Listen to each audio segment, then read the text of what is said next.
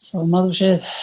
سلام علیکم دوستان گرامی، عزیزان شعر و ادب پارسی. بسیار خوشحالم که هم سیمایتان رو میبینم، هم صدایتان رو میشنوم، هم شعرهایتان رو گوش میکنم و هم برایتان در خدمت شما شعر میخونم. خب از بس که وقتی ما پایان میوبد سخن را به درازا نمیکشم و چند غزلگونی خود را برایتان پیشکش میکنم.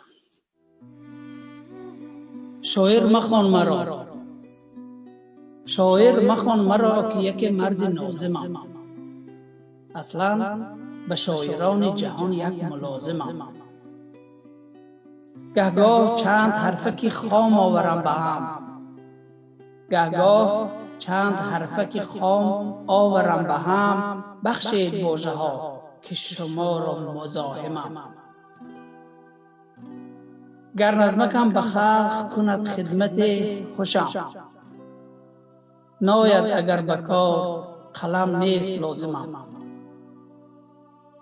روز نخست خواند به گوشم اذان عشق، روزی نخست خواند به گوشم اذان شعر.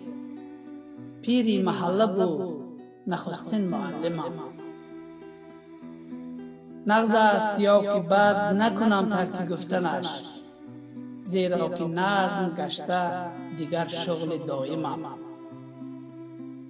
با عشق شعر زادم و میرم و عشق شعر، با شعر خط کشیدم و با شعر قایمم. خب غزل دیگر.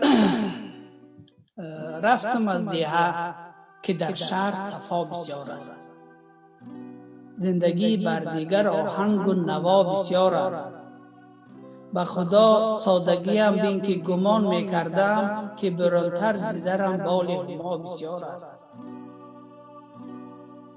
دستگیر تو نیابی چو شوی دست نگر، برفتادی چو زیپا راهنما بسیار است. از چه رو آب دری خانه ندارد قدری، شرقیان را چی شده غربگرا بسیار است. این چه سال آمده امسال که در روی زمین شادی و سرور کم و سوگ و عذاب بسیار است. شهر دنبال چراغ آمدم و فهمیدم که به درگاه پدر از همه جا بسیار است.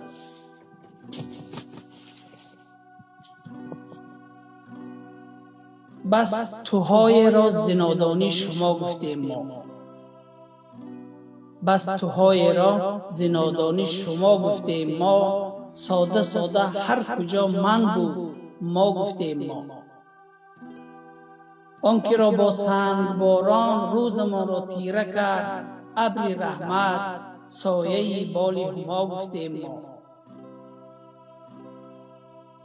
سایه من را می تراشد از در و دیوارها، سالها همسایه و حق خدا گفتیم ما. چاپلوسی را محبت نام کردیم و به شوق، گربه و مش رئیسان را ثنا گفتیم ما. هر کسی رد کرد ما را کرده ایمش اعتراف، هر کی ما را گفت رو دایم بیا گفتیم ما. نیست چون بیگانگی و دشمنی در خون ما، قاتلان خویش را هم آشنا گفتیم ما.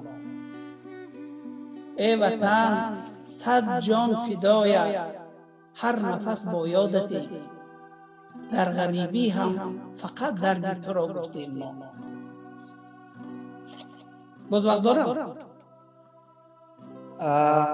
میتونین یک شعر کوتاه دیگه بخونین؟ وقت داریم.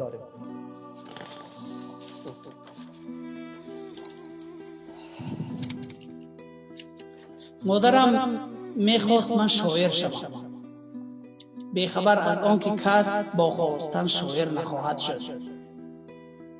من برای خاطر مادر تا که صدبرگی هوسهایش نگردد پژمریده، فن شعر آموختم. آن زمان که دیگران دسته دسته گنج می اندوختند، من برای مادر خود دسته دسته شیر می اندوختم. آن زمان که جمله همسالان من روز شب بودند در فکر عروس، در سری من فایلم بود و هزج بود و عروس. مادر جان، ای که شاعر بچه میخوانی مرا با افتخار، بچه عذرآور خود را ببخشا، بچه ناشاعر خود را ببخشا، چون که کس با خواستن شاعر نخواهد شد. زنده باشید.